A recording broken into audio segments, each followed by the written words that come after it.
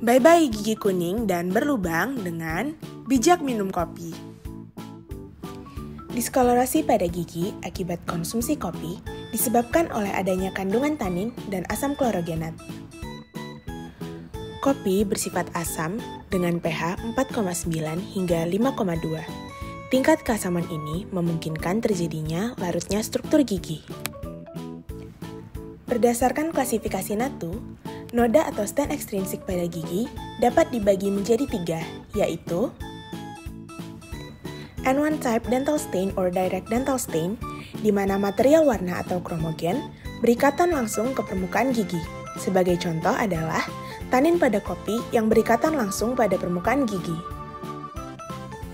N2 type dental stain or direct dental stain, di mana material warna menyebabkan perubahan warna setelah berikatan dengan gigi.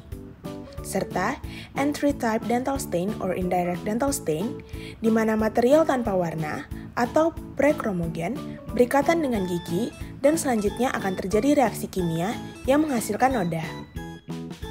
Perubahan warna pada gigi dapat disebabkan oleh berbagai faktor eksternal melalui menempelnya material kromogenik pemicu munculnya warna pada permukaan gigi yang contohnya dapat ditemukan pada tembakau, teh, atau kopi.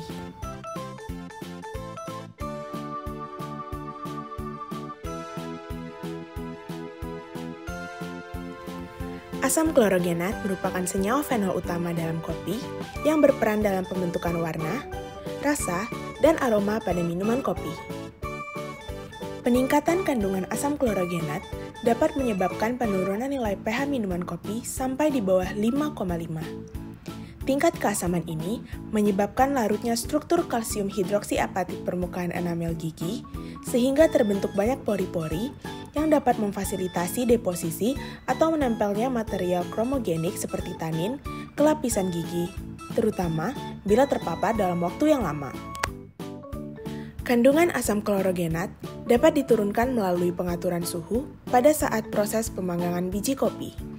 Temperatur yang tinggi selama pengeringan menyebabkan penurunan asam klorogenat lebih dari 60%, sehingga pH kopi meningkat karena kerusakan asam klorogenat pada saat proses pengeringan tersebut. Apa saja sih kandungan yang ada dalam kopi? Kopi memiliki kandungan yang meliputi karbohidrat, oligosakarida dan polisakarida, hemiselulosa, kafein, oil, dan asam klorogenik. Gigi tersusun atas 3 bagian, yaitu enamel, yang merupakan lapisan terluar dan terkuat, tersusun atas kristal kalsium, fosfat, dan mineral lainnya, dan berwarna lebih putih. Dentin, lapisan di bawah enamel, lebih lunak, dan berwarna kekuningan, serta pulpa, yang merupakan bagian gigi terdalam, di mana terdapat syaraf dan pembuluh darah, sehingga akan terasa nyeri jika terjadi karies atau gigi berlubang. Bagaimanakah proses terjadinya gigi berlubang? Gigi berlubang merupakan penyakit gigi dan mulut yang disebabkan oleh asam yang diproduksi oleh bakteri di dalam rongga mulut yang bernama Streptococcus mutans. Karbohidrat atau gula yang berasal dari makanan dan minuman yang kita konsumsi akan digunakan sebagai sumber energi oleh Streptococcus mutans dengan produk sampingan berupa asam yang bernama asam laktat. Produksi asam inilah yang dapat menyebabkan kandungan kalsium dan fosfat pada enamel gigi larut dan hilang sehingga gigi menjadi berlubang dari lapisan terluar hingga masuk ke lapisan dalam. Ketika lubang di gigi mencapai pulpa, akan timbul rasa sakit dan tidak nyaman. Lalu, bagaimanakah konsumsi kopi yang aman untuk kesehatan gigi? Hal tersebut dapat dilakukan dengan mengurangi frekuensi konsumsi kopi menjadi kurang dari 3 kali per hari, dan memperhatikan waktu konsumsi kopi. Konsumsi kopi lebih baik pada waktu makan dan bukan di antara waktu makan, serta konsumsi kopi tidak dilakukan di sekitar jam tidur.